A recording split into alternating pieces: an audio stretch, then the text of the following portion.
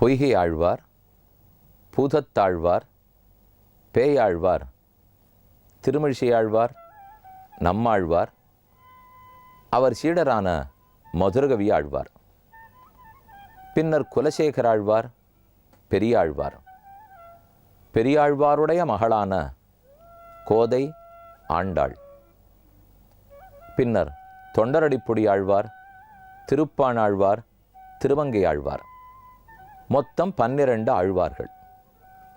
ஆழ்வார்கள் 11 12 10 பேரா 12 பேரா? 12 பேர் தான். பின்ன ஏன் 10 பேர்னு சொல்லுகிறோம்? காரணம் உள்ளது. 10 ஆழ்வார்கள் பகவானையே தெய்வமாக கொண்டு பாடியவர்கள். ஏனைய 2 ஆழ்வார்கள், அதாவது மதுரகவி ஆழ்வாரும் ஆண்டாளும் தங்கள் ஆசான் குரு ஆச்சாரியனையே தெய்வமாக பாடியவர்கள். எவ்வளவு பெரிய வேறுபாடு! தெய்வத்தை தெய்வமாக கொள்ளவே கஷ்டப்படும் காலத்தில் மனிதனை தெய்வனாக ஏற்றுக்கொள்ள தோன்றுமா? அந்த அளவுக்கு நமக்கு பண்பாடு, பணிவு, கனிவு வர வேண்டும். மதுரகவி ஆழ்வார் தன் குருவான நம்மாழ்வாரையே தெய்வமாக கொண்டாடினார். ஆண்டாள் அவளுக்கு அனைத்தும் தன் தந்தையான பெரியாழ்வார். இப்படி 10 பேர், அப்படி 2 பேர். இவர்கள் அனைவரையும் சேர்த்தால் 12 ஆழ்வார்கள். இவர்களெல்லாம் 4000 பாடிவிட்டு வைகுந்தத்தை அடைந்து விட்டனர். அப்புறம் 4000 சற்றேற குறைய பல நூற்றாண்டுகளுக்கு மறைந்திருந்தது. அதுக்கப்புறம் நாதமுனிகள்ங்கிற ஆச்சாரியன் அவதரித்தார். அவர்தான் திருக்குருகூர் ஆழ்வார் திருநகரிக்கு போய் நம்மாழ்வாரை குறித்த கணுநுஞ்சிறுத்தாம்பை 12,000 தடவை கூறினார். அங்கே ஒரு செய்தி நமக்கு காத்துருக்கு. நிறைய விஷயத்தை கற்றுக்கணும், ஒரு தடையான்னு சொல்லணும், அது ஒரு கட்சி. கத்துண்டது ஒன்றா இருந்தாலும் அதை பலமுறை சொல்ல வேண்டும், அது இன்னொரு கட்சி. இந்த ரெண்டுத்துக்குள்ளே எது சரி? இப்போ நிறைய தெரிஞ்சுக்கிறதே முதல்ல கஷ்டம். ஆனால் ஆன்மீகம் என்ன சொல்கிறதுனால், நீ குறைச்சலாக தெரிஞ்சுட்டா கூட போகும். நிறைய மந்திரங்கள் தெரியணும், நிறைய ஸ்தோத்திரங்கள் தெரியணும், தேவையில்லை. ஒன்றே ஒன்று உனக்கு தெரிஞ்சிருந்தா கூட அதை திரும்ப திரும்ப அபியாசமாக சொல்லு. அதை நியமத்தோட, விருப்பத்தோட, ஈடுபாட்டோட சொல்லு. இப்போ ஒரு மந்திரம் எடுத்துக்கிறோம். காயத்ரி மந்திரம், நாராயண மந்திரம், திருமந்திரம், கோபால மந்திரம், ராம மந்திரம். இந்த மந்திரத்தெல்லாம் 1008 தடவை சொன்னேன், 108 லட்சம் தடவை காயத்ரி ஜபம் பண்ணார்னு சொல்கிறோமோ இல்லையோ? எதுக்கு சுவாமி? ஒரு 100 மந்திரத்தை தெரிஞ்சுட்டு 1000 தரம் பண்ணலாமா? ஒரே மந்திரத்தை தெரிஞ்சுட்டு லட்சம் தரம் பண்ணலாமா? நம்ம தெரிஞ்சுட்டே போய் கூட பிரயோஜனம் இல்லை. கற்க கஷடர தெரிஞ்சுடு, கற்றபை நிற்க அதற்குத்தக. கற்றதை காட்டிலும் எது முக்கியம் தெரியுமோ? கற்றபடி வாழ்தல். அதனால் பல மந்திரங்களை தெரிஞ்சுக்கிறத விட ஒன்றை தெரிந்து கொண்டு அதை பலமுறை கூற வேண்டும். இதைத்தான் அபியாசம் அபியாசங்கிற கண்ணன் கீதையிலே சொல்லச்சே, அபியாசேன தூ கௌந்தேய வைராக்கியேனச்ச கிரஹ்யதே. நீ திரும்ப திரும்ப, ஆங்கிலத்தில் ரிப்பீட்டட் ப்ராக்டிஸ்னு சொல்கிறோம் பாருங்க, அது கண்டிப்பாக வேணும். அது பண்ணாமல் ஏன் தெரியுமா நம்ம தவிர்க்கிறோம்? உன்னையே உட்காந்து செய்யினா மனுஷனால் முடியாது. நிறைய கொஞ்சம் கொஞ்சம் அங்கே அங்கே அங்கே அங்கே நிறையா பண்ணுறது, கடைசியில் எதுலேயுமே நம்ம பங்கு ஒழுங்காக பளிச்சு நிற்கவே இருக்காது. அப்படி செய்யக்கூடாது. ஒரு காரியத்தை எடுத்துக்கிறோம், அதை நன்கு செய்ய வேண்டும். நாதமுனிகள் எவ்வளவு பெரிய ஞானி! ஆனால் ஒரே ஒரு கண்ணினும் சிறுத்தாம்பே 12,000 தடவை சொல்லியிருக்கார் பாருங்க. நமக்கு ஒரு பொருளை 4 தரம் எழுதுனாலே கொஞ்சம் வெறுப்பாக இருக்கும். நான் என்ன சுவாமி சின்ன குழந்தையா, என்னை போய் இம்போசிஷன் எழுதுகிற மாதிரி எழுதி சொல்கிறீரே. ஆனால் மந்திரமெல்லாம் இம்போசிஷன் தான், பல முறை தான் சொல்லி ஆகணும். இப்போ நாதமுனிகள் கேட்டாரா பாருங்க, என்னை போய் 12,000 தரம் சொல்ல சொல்கிறீரே, எனக்கு எவ்வளவு ஞானம்? கேட்க மாட்டா. ஏன்னா நியமம், நிஷ்டை, நாம் எடுத்துருக்கிற லட்சியத்தில் கருத்து இருக்கா, அதுக்காக மெனக்கடுறதுக்கு பொறுமையோடு இருக்கிறதுக்கு தயாராக இருக்குமா? அந்த பொறுமை இருந்தால்தான், தியாக உள்ளம் இருந்தால்தான் வாழ்க்கையில் நம்மால் முன்னேறவே முடியும். இப்போ இந்த கருத்து நாம் கடைப்பிடிக்க வேண்டிய கருத்து. எத்தனையோ நிறையா தெரிஞ்சுக்கிறத விட குறைச்சலாக தெரிஞ்சுட்டு இருந்தாலும் அதை நிறைவாக தெரிஞ்சுக்கணும். நிறைய தெரிஞ்சுக்க வேண்டாம், நிறைவாக தெரிஞ்சுக்கணும். அதைத்தான் நாதமுனிகள் நமக்கு வலியுறுத்தினார். அவர் காலம்ங்கிறது பிற்பட்ட காலம். இப்போ இன்னொரு சுவையான கதை சொல்கிறேன். நம்மாழ்வார் வாழ்ந்த காலத்துக்கே போவோம். அப்படின்னா இன்னும் ரொம்ப வருஷத்துக்கு முன்னாடி நாதமுனிகள் காலம்ங்கிறது 823, அவர் 100 வருஷங்கள் வாழ்ந்திருந்தார். அதுக்கு ரொம்ப வருஷம் முன்னாடி நம்மாழ்வாரே இருந்த போது அவருக்கு பக்கத்தில் சீடர் மதுரகவி ஆழ்வார்னு திருநாமம். அவர் பக்கத்து ஊர் திருக்கோளூர் வைத்தமாநிதி பெருமாள். அந்த ஊரில் அவர் அவதாரம் பண்ணினவர். அந்த ஆழ்வார் நம்மாழ்வார் சொல்றது எல்லாத்தையும் கேட்டுப்பார். ஆழ்வார் பரமோதம் போயிட்டார். அவருடைய காலம் 32 வருஷம்தான் இருந்தது. 32 ஆண்டுகள் வாழ்ந்து மறைந்தார், இறைவனடி சேர்ந்தார். பின்னால் மதுரகவி ஆழ்வார் நம்ம என்னென்ன பாசுரங்கள் ஆழ்வாரிடத்திலேருந்து பெற்றிருக்கோமோ அதை உலகத்திலெல்லாம் பறைசாற்றணும். இந்த தமிழின் சீர்மையை போய் தமிழ் வளர்த்த மதுரைப்பட்டணத்தில் சொல்ல வேண்டும். சங்ககால புலவர்கள்லாம் அப்போ தான் இருந்திருக்கா. முற்சங்கம், இடைச்சங்கம், கடைச்சங்கம்னு 3 சங்க நூல்கள் சொல்கிறோமே, 3 காலம். அந்த காலத்தில் அவெல்லாம் சங்ககால புலவர்கள் இருந்தவா ஒரு பல்லக்கு பண்ணினார். பண்ணிவிட்டு ஆழ்வார் பாடிய புத்தகம்னா அவர் பாடின பாடல்களே ஓலச்சுவடி எழுத்தாணி அதில் எடுத்து இந்த பல்லக்கில் வச்சார். வச்சு பவனியாக ஊர்வலமாக கூட்டி கொண்டு வந்தார். மதுரகவி ஆழ்வாரே வந்தார், மதுரைக்கு வந்துட்டார். அப்போ சங்கப்பலகைன்னு அங்கே இருந்தது. சங்ககால புலவர்கள்லாம் யாரான ஒருத்தருடைய பாட்டு சிறந்ததான்னு பரீட்சை பண்ணணும்னா சங்கப்பலகையில் அந்த பாட்டை வைக்கணும். சங்கப்பலகை ஏற்றுக்கொண்டால் எல்லாரும் ஏற்றுப்பா. சங்கப்பலகை ஏற்றுக்கலே ஒத்துருமே ஏற்றுக்க மாட்டா. பார்த்தார் மதுரகவி ஆழ்வார், ஆழ்வாருடைய 1000 பாட்டெல்லாம் வைக்கவே வேண்டாம், ஒரே ஒரு பாட்டு, கண்ணன் கடலினை நன்னும் மணமுடையீர் எண்ணும் திருநாமம் திண்ணன் நாரணமே. சின்ன பாட்டு, 2 வரி. கண்ணனுடைய திருவடிகளை அடையணும், நாராயண நாமத்தை சொல்லுங்க, அவ்வளோதான் சொல்லியிருக்கார். அந்த பாட்டை ஒரு ஓலைச்சுவடியில் எழுதினார், சங்கப்பலகையில் வைத்தார். எல்லா சங்கப்புலவர்களும் அமர்ந்தனர். ஆனால் அந்த ஓலைச்சுவடியை மட்டும் சங்கப்பலகை எடுத்துனுட்டு மற்ற எல்லாரையும் தள்ளிவிட்டது. மொத்த புலவர்களும் கூடி ஒரு பாசுரம் பாடினார். என்ன இந்த ஆழ்வாருடைய பெருமை! இவரை என்னன்னு சொல்லுவோம்? பெருமானேவா? இவருடைய இடம் பார்க்கடலா, திருக்குறுகூரா? இவர் வக்குள மாலை போட்டுருக்கிறவரா, துளசி மாலை போட்டுருக்கிறவரா? இவருக்கு 2 தோளா 4 தோள்களா? இதுதான் இந்த புலவர்கள்லாம் கூடி எழுதின ஒரே பாடல். இவர் ஆறாக இருக்கும்? சேமம் குறுகையோ செய்ய திருப்பார்க்கடலோ. இது சங்க புலவர்களுடைய பாடல். இவருக்கு ஊர், நம்மாழ்வாருக்கு ஊர் திருக்குறுகூரா இல்லை பார்க்கடலா? பார்க்கடல்னா பெருமாளுடைய ஊர். சேமம் குறுகைன்னு சொன்னால் நம்மாழ்வாருடைய ஊர். சேமம் குறுகையோ சேமம் செய்ய திருப்பார்க்கடலோ நாமம் பராங்குஷமோ நாரணமோ. இவருக்கு பேர் பராங்குஷர் நம்மாழ்வாரா இல்லை நாராயணன்னே இவருக்கு திருநாமமா? தோளும் 2 4, 2 தோள்களா இல்லை பெருமாளாட்ட 4 தோள்களா? இவர் ஆறுன்னு தெரியலே. இறைவனே நம்மாழ்வாரா பிறந்துட்டாரோ என்கிற அளவுக்கு கொண்டாடி எழுதினார்கள்.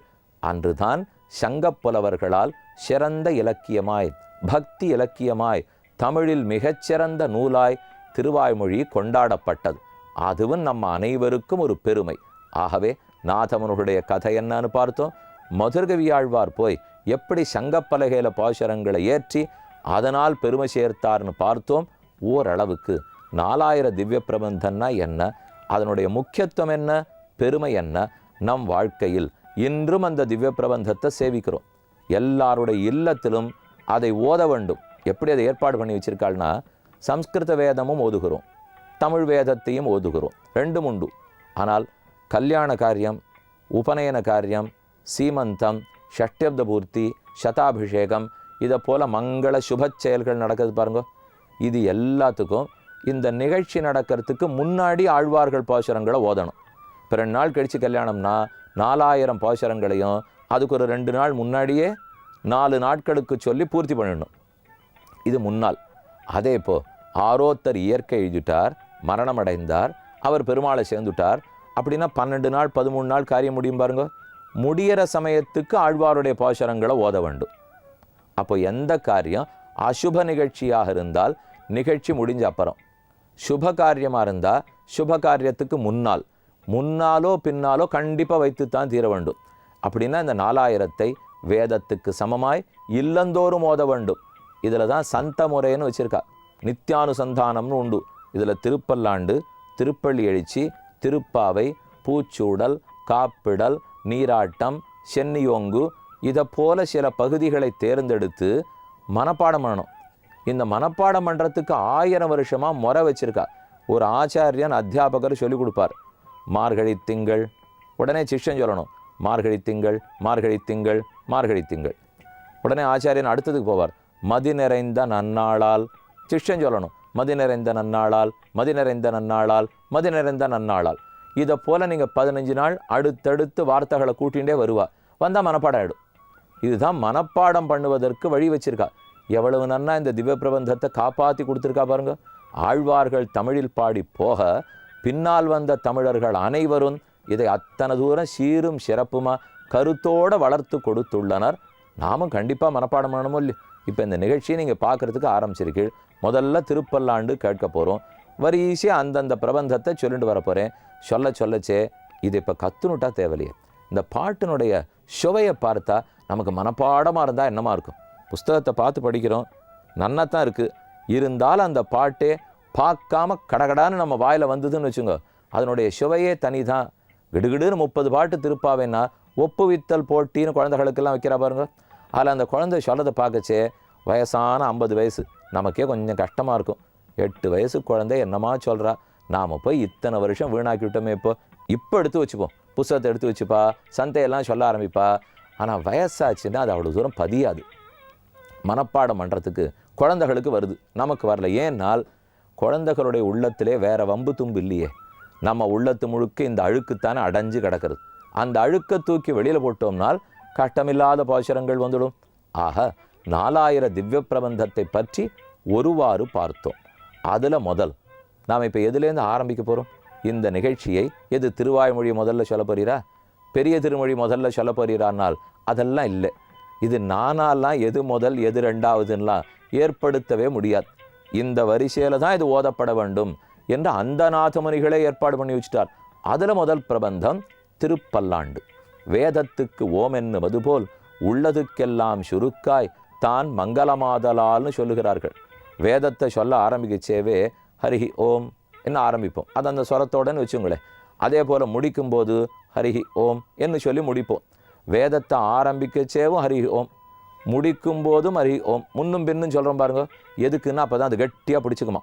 ஒரு பொருளை வச்சா பாத்திரத்தினுடைய கீழே மூடி இருக்கணும், மூடி போட்டு மூடி இருக்கணும். அப்போ தானே பொருள் கொட்டாத இருக்கும். வேதம்ங்கிற பொருள் கொட்டாமல் இருக்கணும்னா 2 பக்கமும் ஓம்காரம் வைக்கப்பட்டிருக்கு. அதே போல் வேதத்துக்கு சமந்தானே ஆழ்வார்களுடைய 4000 பாசுரமும். இதுவும் கீழே கொட்டிடக்கூடாது, ஒழுகிடக்கூடாது, மேலே சிந்திடக்கூடாது. அதற்காக முன்னும் பின்னும் திருப்பல்லாண்டுங்கிற 12 பாடல்கள், பெரியாழ்வார் பாடின 12 பாடல்கள் தான் முன்னும் பின்னும் ஓதப்படும். எந்த கோவிலில் தொடங்கணும்னாலும் சரி, எந்த வீட்டில் தொடங்கணும்னா சரி, முதல்ல ஆரம்பிக்கிறதே திருப்பல்லாண்டில் தான் ஆரம்பிப்பார். ஆனால் பாசுரங்களுக்குள் பிறந்ததில் முதல் திருப்பல்லாண்டு அல்ல. அது உங்களுக்கே தெரிஞ்சிருக்குமே. 7வது ஆழ்வார்னா பெரியாழ்வார், அவர் பாடினது எப்படி முதலாக இருக்கும்? அப்போ முதல்ல பிறந்தது எது? திருக்கோவலூருங்கிற க்ஷேத்திரம். அங்கு பொய்கை ஆழ்வார், பூதத்தாழ்வார், பேயாழ்வார் இந்த 3 ஆழ்வார்களும் கூடினர். அவர்கள் சேர்ந்து விளக்கேற்றினார். அந்த விளக்கின் வெளுக்கச்சில் பெருமானை கண்டனர். மிருகண்டு மகர்ஷியினுடைய ஆசிரமம் இப்பவும் திருக்கோலூரில் ஆயன் பெருமாள் பெரிய திருவிக்கிரமண பெருமாளாக எழுந்துருளி இருக்கிறார் இல்லையோ. அப்போ முதல்ல பிறந்த பாடல் திரட்டு முதல் திருவந்தாதி. அதில் முதல் பாட்டு வையந்தகழியா வார்கடலே நெய்யாக வெய்யகதிரோன் விளக்காகனு தொடங்கும். அப்போ பாட்டு கிரமத்தில் வரிசையில் முதல்ல பிறந்ததுனால் வையந்தகழியா பாட்டு தான். ஆனால் நாம் ஓதும்போது முதல்ல ஓதுவதனால் திருப்பல்லாண்டு பாட்டு தான். திருப்பல்லாண்டு எங்கே பிறந்தது? அது எந்த ஊரில் பிறந்ததுனால் இதே சங்கத் தமிழ் வளர்த்தது மதுரை நகரமா? அந்த மதுரை நகரத்திலேயே தான் திருப்பல்லாண்டும் பிறந்தது. பாடியவர் பெரியாழ்வார். அவர் அவதரித்தது ஸ்ரீவில்லிபுத்தூர் வடபெருங்கோயிலுடையானுடைய ஆஸ்தானம். அவர் பெருமாளுக்கு மங்களாசாசனம் பண்ணும் வகையாக அமைந்தது திருப்பல்லாண்டு. நீ நன்னா இருக்கணும், பல்லாண்டு பல்லாண்டு பல்லாயிரத்தாண்டு பலகோடி 100,000 மல்லாண்ட திண்டோள் மணிவண்ணா உன் சேவடி செவ்வி திருக்காப்பு உனக்கு அனைத்து மங்களங்களும் உண்டாகுக.